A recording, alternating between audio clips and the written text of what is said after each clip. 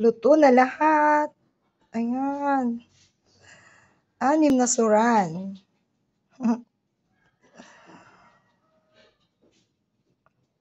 Pwede na. Pwede na ito. Sarap na to. Gawa na lang ng sausawan. Dami na naman mauubos na kanin ito.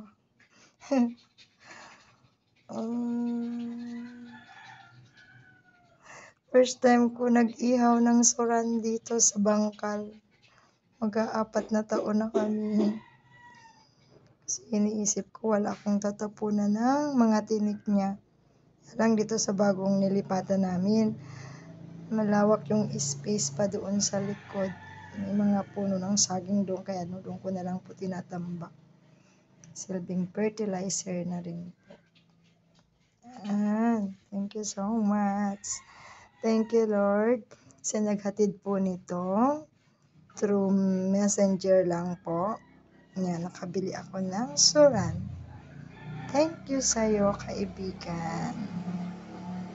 Happy eating, mamaya konti.